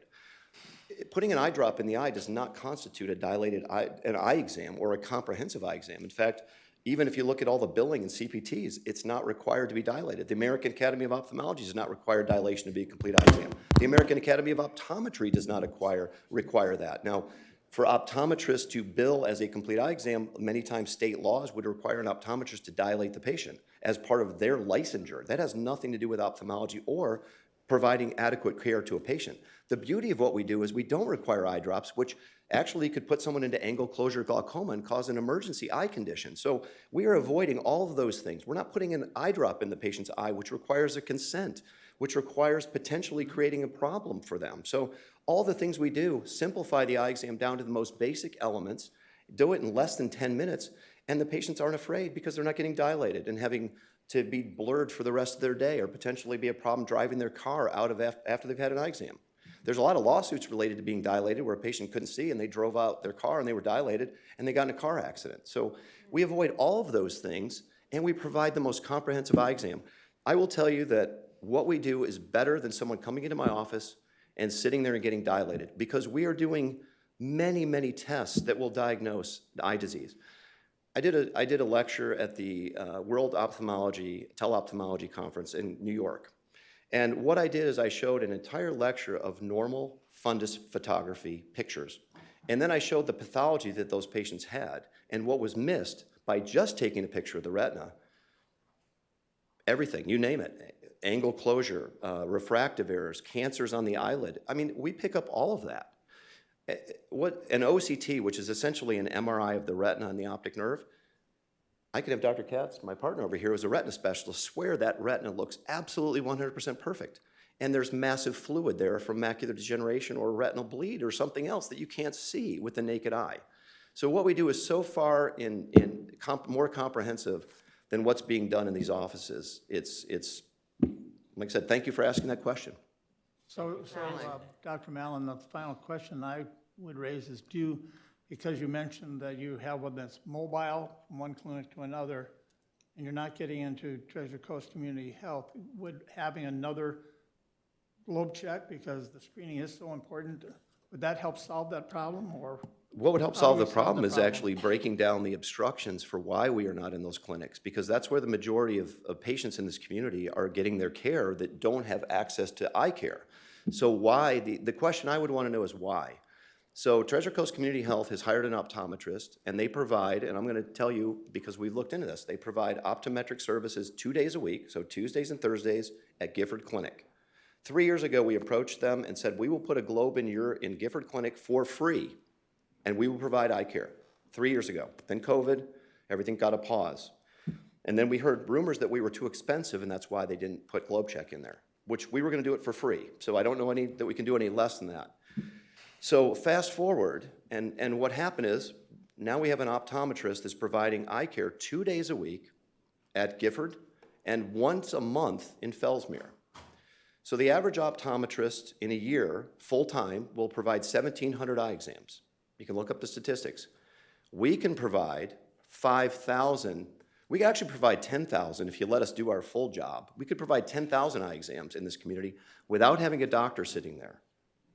So we called up just to see how easy it was to get eye care at Treasure Coast Community Health.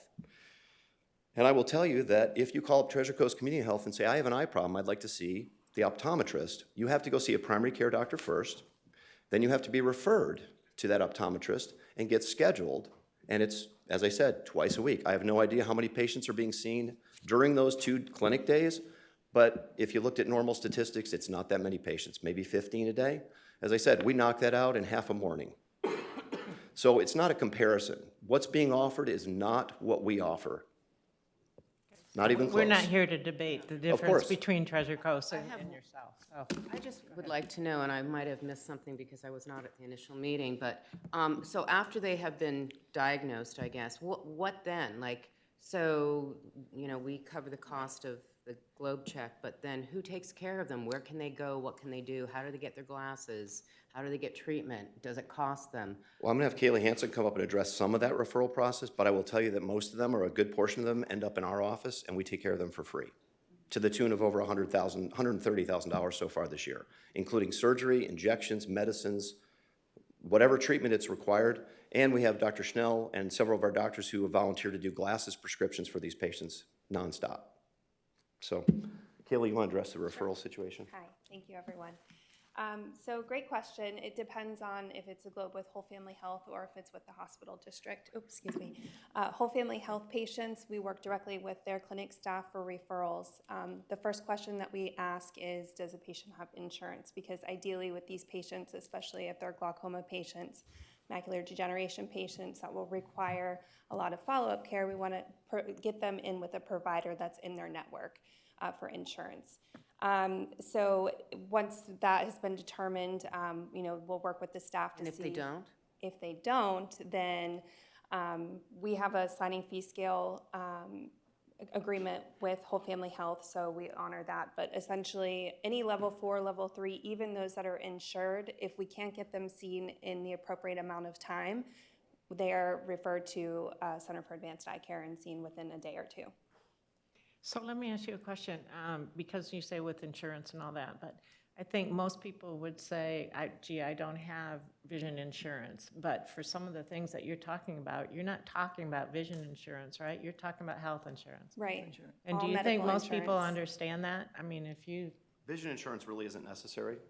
A lot of people get vision insurance that really doesn't provide really anything extra. If you said my eye itches, it's covered under your general medical. So general medical insurance will cover pretty much anything else. A lot of these people have either very poor insurance or no insurance, and that's where some of these issues start to happen. And then a lot of these cover people are referred glasses. out of the community, which, again, we don't want to see patients referred, you know, we got to wait 40 days and they're going down to some other county to get their eye care. So we try to take care of those people in the community. Oh, okay, so if they need glasses, simply glasses, that does not, health insurance does not cover No, glasses. no. And I'm sure that out of the number that you've checked, most need glasses, so what then? They can't afford it. So if it's a Whole Family Health patient, they do have a sliding fee scale, but we've partnered with an online company that can do single vision glasses for $44.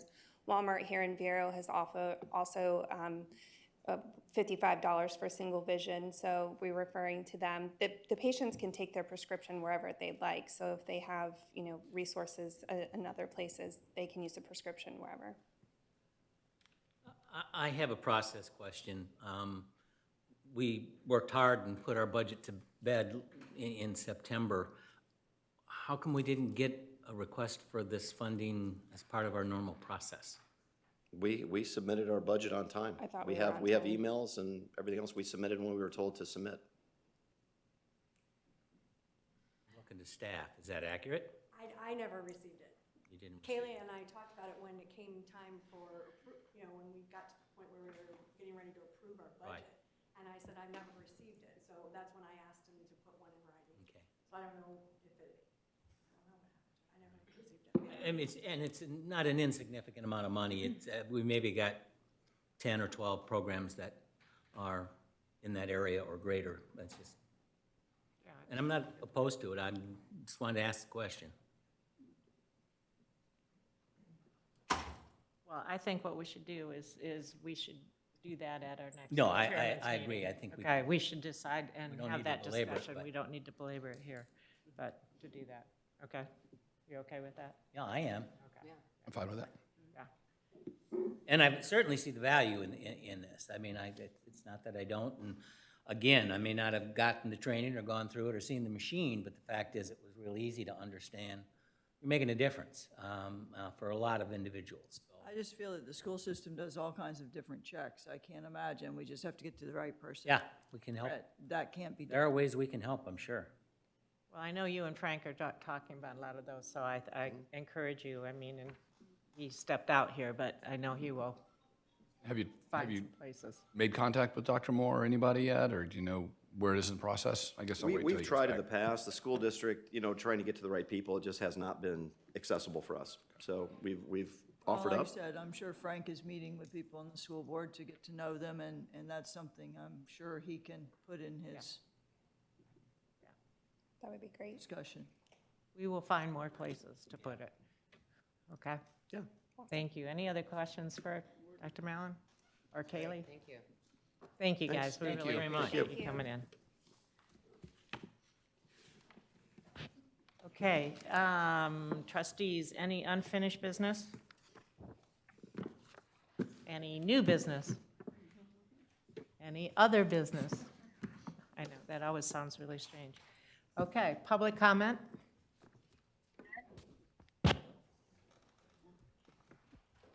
Jess?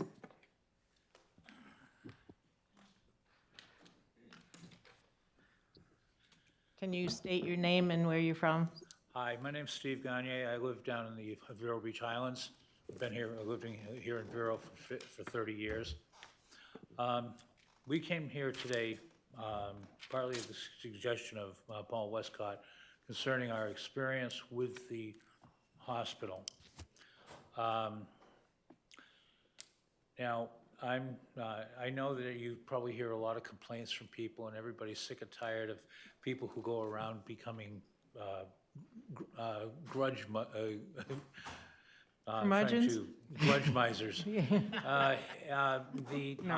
My own personal experience with the hospital recently, I was hospitalized this past summer from an emergency condition, and I was there in the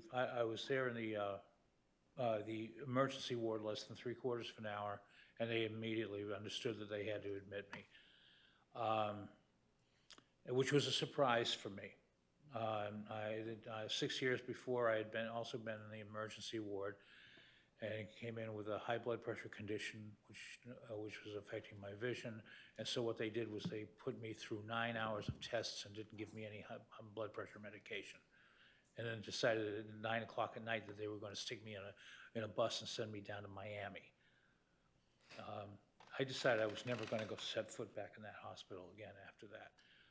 That was just before Cleveland Clinic took over. So for me, the difference between the way I was treated this past summer, what happened to me six years ago, was night and day. Okay?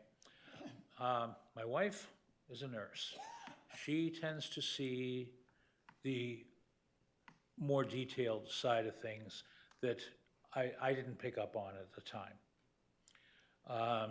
She noticed that didn't have the proper wrappings and medications available at the hospital. There was not adequate communication with the doctors. I was there, I went in on a Saturday afternoon, I was let out on Tuesday noon time. My pulmonologist came to see me, but he hadn't been given my x-rays yet on Monday night, and said, okay, I'll have to get them and come back to you. By the time he got back to me on Tuesday afternoon, they'd already kicked me out of the hospital without notice.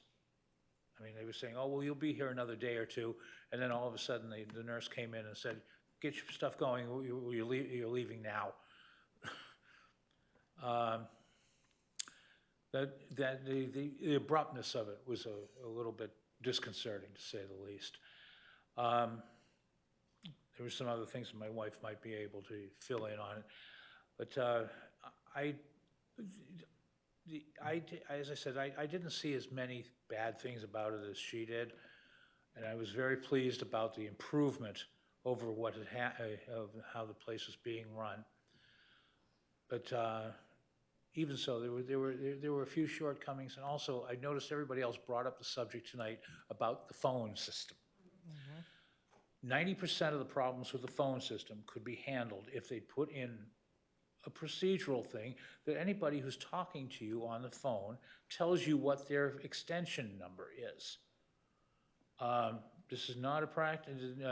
I'd say that most of the time, most people on the phone will not give you their extension number unless you demand it from them.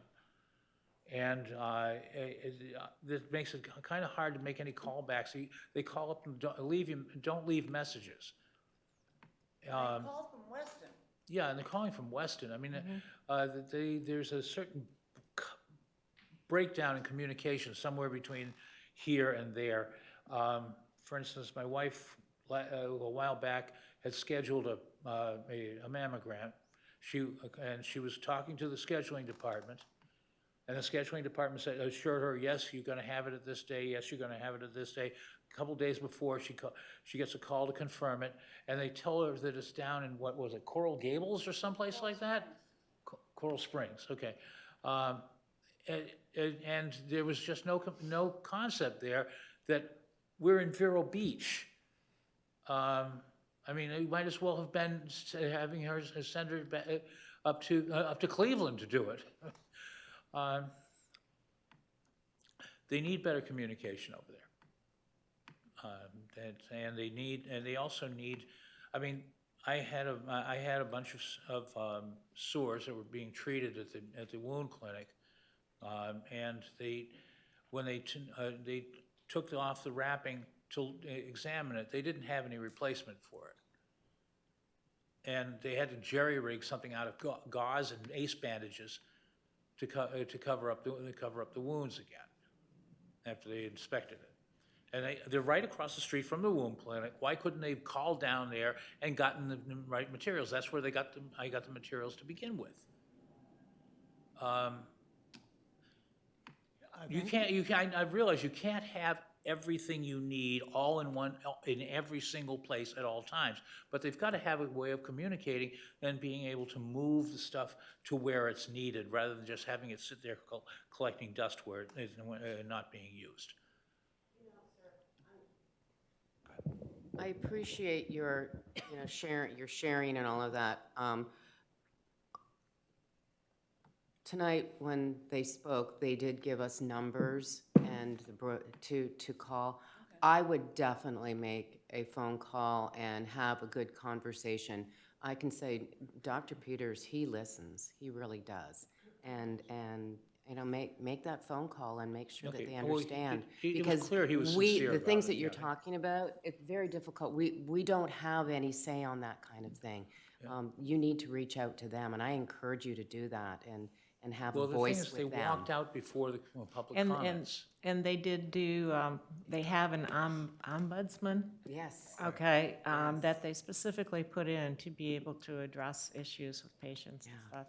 And they're well aware of the issues. They're working hard to, I'm sorry for your illness, and I'm sorry for, your issues with that. Well, thank you. Did they happen to leave a brochure with staff? Thank you. There you go. I knew the Do we numbers have enough were of on those? Everyone? Yeah, but Dr. Sewin came, and they said he'd gone home. That was the problem. Yeah, it took me 2 weeks to get to see the doctor because of that. But he kicked me out before he got there. Yeah. Again, we apologize. We're sorry for your illness and your situation. I really would describe it to them. I got it. And Dr. Mallon's the best. gave me my eyes back in December. Yeah, saved my eyesight, good. so, and I pass them, word of mouth, that's what I do. He's a good doctor. Any other pub, Good doctor. he is a good Gives a lot doctor. of stuff away for free. Yes, he does. He definitely does, yes. Hi, I apologize because I didn't bring my notes. I'm Lamar Noter Giacomo, and I just want to report some things that, that people have reported to me with regard to the hospital that are very, very Ma'am, concerning. Can you identify your address as well as your name for the record? We require that for public comment. 5082 4th Lane, Vero Beach. Thank you. One of the things that I've heard repeatedly is that patients who go to the hospital are often given a do not resuscitate almost as soon as they get in the door, which is horrific. That should not be happening. The other things that I've heard, and some of them from personal friends, this is not something I'm reading in the newspaper. These are firsthand accounts that I'm hearing from friends who have had a loved one in the hospital. So it's not just hearsay. But the other things that I'm hearing are that patients are requesting certain treatments, and we have a right to try certain treatments, and the hospital is not complying with those. And I have firsthand knowledge of a friend who requested nebulized budesonide when she had COVID, and she was refused that treatment because they said it might spread COVID. They have zero gravity rooms. There are doctors that have had tremendous success treating COVID patients who did not die. Some of them have 95, 99, 100% success with their COVID patients not dying, and most of them not even having to go to the hospital because they use nebulized budesonide treatments during COVID. But for some reason, even though it is standard hospital protocol, because I looked it up and researched it, budesonide is standard hospital protocol for acute lung injury and acute respiratory distress. And yet the hospital would not allow her to use it. She then transferred to Lawnwood because they said that they would give her nebulized budesonide treatments. They did not give it to her. Unfortunately, they also gave her remdesivir, which is famous for shutting down bodily organs. And it is unfortunately used as standard hospital protocol, which is a tragedy in itself, because many people die after 5 days of remdesivir treatments. That was at Lawnwood? Yeah, she died at Lawnwood after remdesivir treatments, no budesonide treatments, and that was my personal friend. We had a small Bible study group that met together all throughout COVID. Nobody got COVID. Everybody started getting vaccinated, and in one meeting, 12 of our members got COVID. And she was the glue that held us together. She was referred to as the glue that held us together. And she unfortunately is no longer with us. So I'm reporting that to you as a fact. We do not get involved with Lawnwood as well. And, Okay, well, I'm also sorry for reporting your what loss. happened locally. I appreciate But- that. There may have been a reason why But because they would not give didn't. her what she requested, sorry to interrupt, but because they would not give her the treatment she requested, which is standard hospital protocol, she then transferred to Lawnwood. So I'm hearing similar reports. Vitamin C is also standard hospital protocol and works for cancer patients. It's helpful. Large doses of IV vitamin C treatments are standard hospital protocol and have been for years. And yet people have requested that also and have been denied vitamin C treatments. So I would like to know, is there a process, how can the community weigh in when they don't get proper treatment at the hospital? Does the hospital require a survey? Is that process transparent? Where do they go if they have a grievance? I mean, if somebody's critically ill, who's their advocate? If they don't have a hospital advocate, who do they turn to have an advocate speak for them? So Dr. Peter did give the brochure and the numbers today for somebody to call for the ombudsman. And they do listen when somebody calls. We cannot speak for what the protocol is at the hospital and what the treatment that they decide to give and don't give. That's really something that the hospital has to deal with. And so there's no oversight? There's no oversight for whether or they do or do not honor patient? That's not all. We don't operate the hospital day-to-day. We're a I'm taxing asking who district. does? Where's the oversight? The You heard, operating you district. saw Dr. Peter, Dr. who was Peter just there here. today. The what? Dr. Peter that reported out today. He is the Okay, head of the so what I'm hospital. hearing is that's not very efficient, though. So I would just urge the board to make sure that there's a transparent and expedient way for patients and their families to ensure that they are getting the treatment that they request. Thank you. Thank you. I'll just remind the trustees, certainly you can listen to public comment. We do have some things in our bylaws, if you want to invoke it, 5 minutes per person, or if there's a group, 1 person per group. And certainly, in the past, we take in public comment, but we don't have to respond unless you so choose to. So just understand that they're here to hear your public comments, but typically, we will listen, and there may not be a response tonight, just because it may not be the proper forum, or we may need to get more information.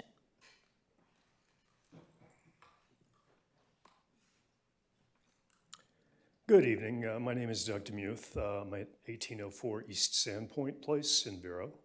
I am the Vice President of the Taxpayers Association of Indian River County, and I am also a member of the CSAC Committee. What I would like you to address and to take a look at is that there are a number of programs that CSAC provides funding for, that you provide funding for. If you would please, take a look at those programs and see if you could absorb those. I believe that's costing CSAC something in the vicinity of $298,000 a year. Since you folks are the health leaders within the community, and the CSAC group clearly is not, it would be a huge help to free up those funds so CSAC could do other things for children in our community, if you would pick that up. I would like to address that.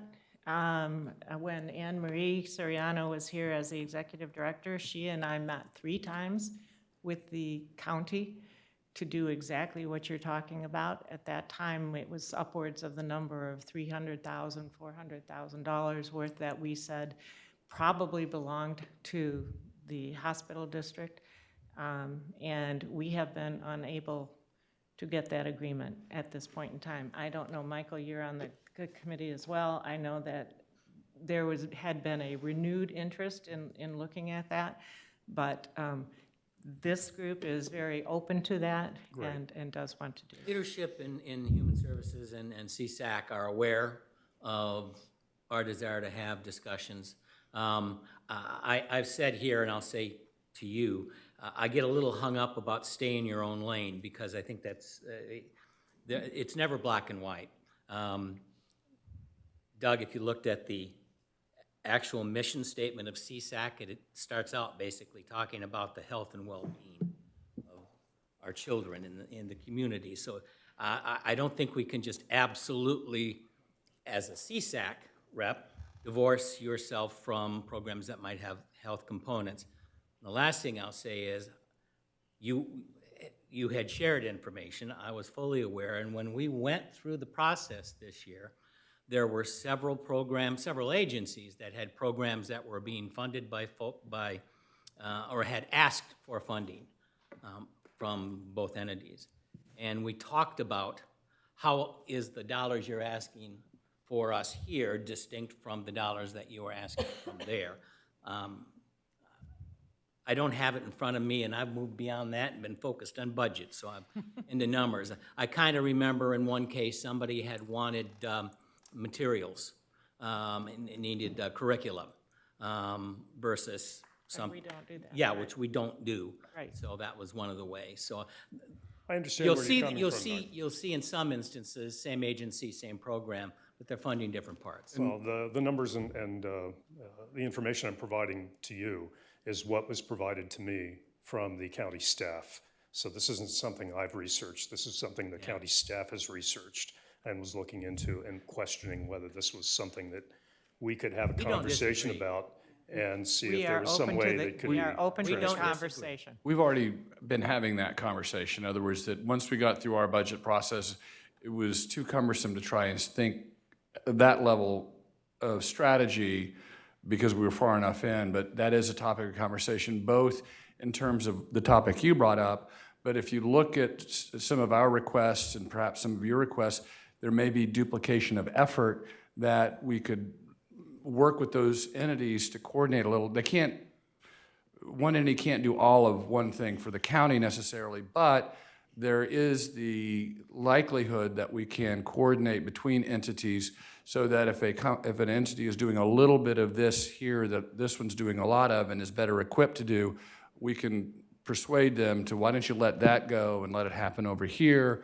in order to create some more efficiencies for tax dollars as well. So it's really kind of two-dimensional, what you've talked about, and then the overlap between agencies that we have. So I appreciate your comments. That's really the challenge here. It is the overlap between the agencies and making sure that we have coordination, that what CSAC may be funding fits in with the strategies and programs that you guys have created and developed.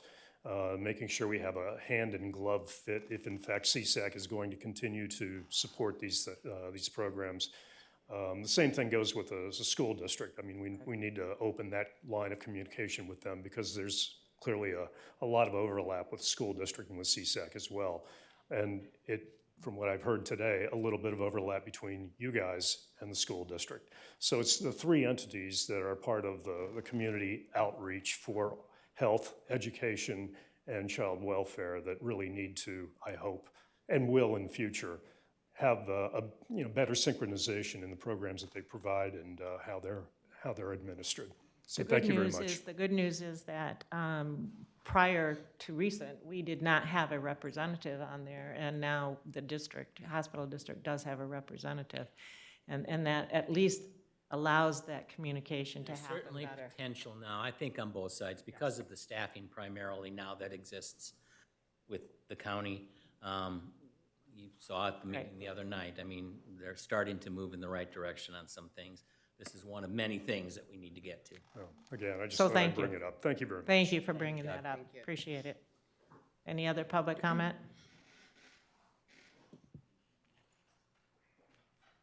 Hi, Jad. Hey guys, Jad Shaloub, 1901 Indian River Boulevard, Vero Beach, Florida. So this is actually the third annual report I've witnessed from Cleveland Clinic. And just some things that I jotted down while I was watching it. I feel like there's a disconnect between the data that's being provided and some of the anecdotal things that we're hearing regarding physicians leaving. One of the first things that they mentioned was their expansion of the 5 key areas, and one of them was primary care. Later in their presentation, they did mention that there were quite a few primary care physicians who left.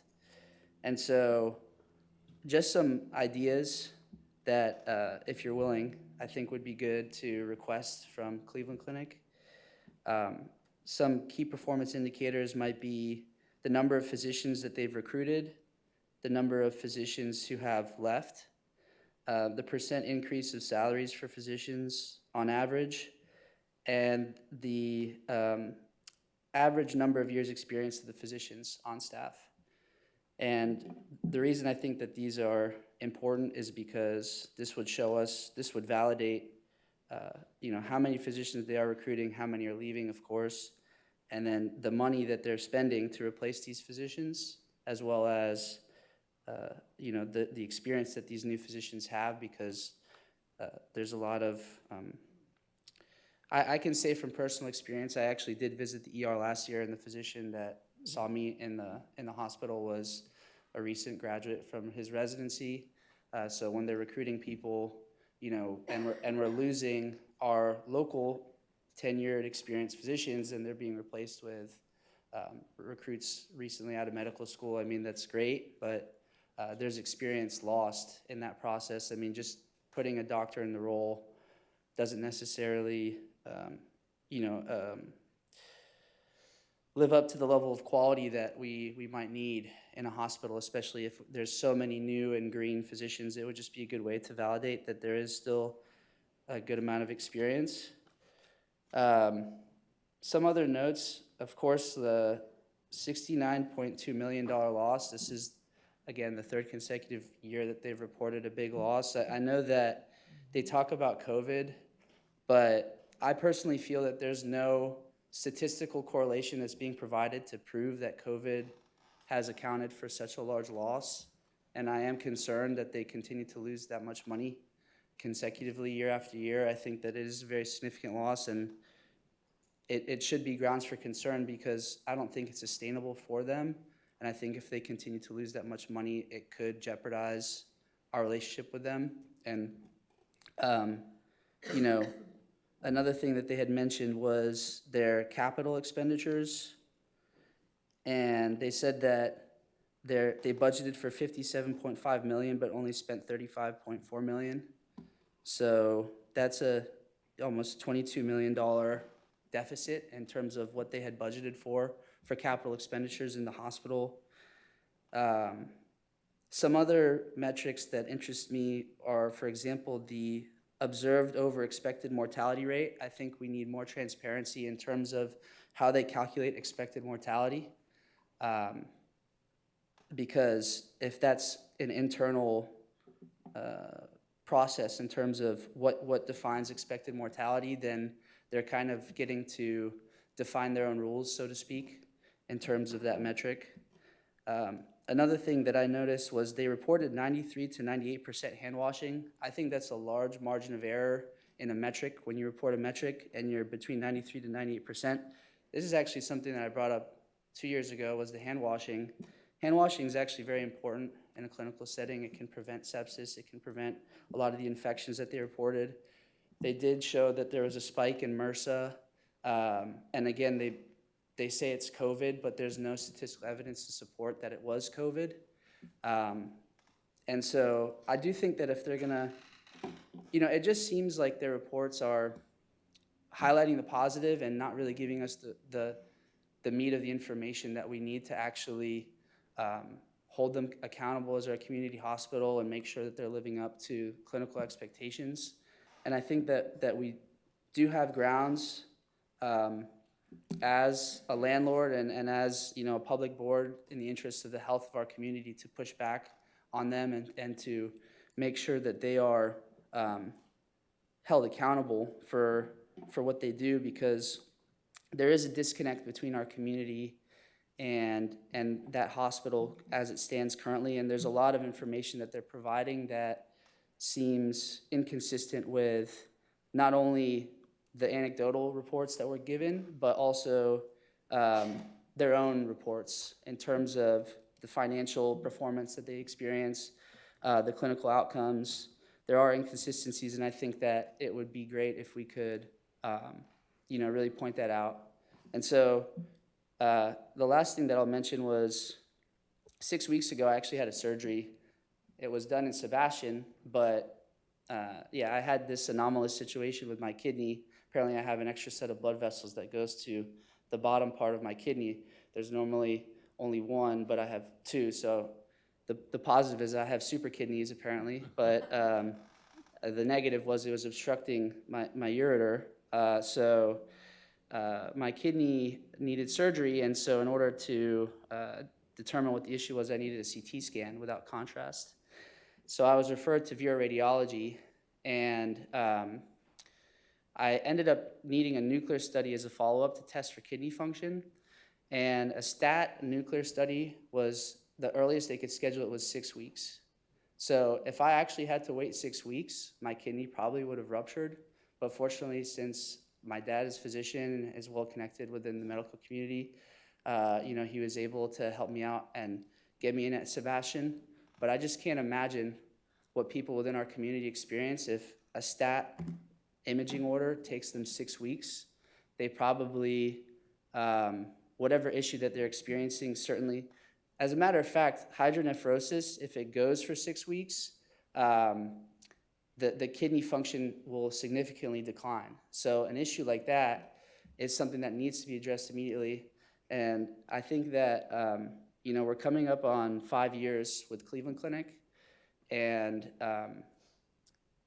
you know, their non-compete clause, they say that they're not competitive, but their non-compete clause is for the entirety of the lease. Within the state of Florida, normally non-compete clauses that last longer than 7 years are found to be excessive in courts of law. And so the fact that they've completely clipped our wings in terms of addressing these issues like imaging, where people are waiting 6 weeks for a stat order, I think that is competitive. And if they're truly willing to be held accountable, then they'd be willing to allow other people to compete.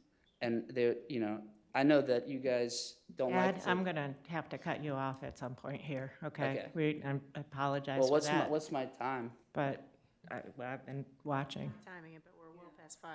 Yeah. Well. Yes. Okay. Thank you.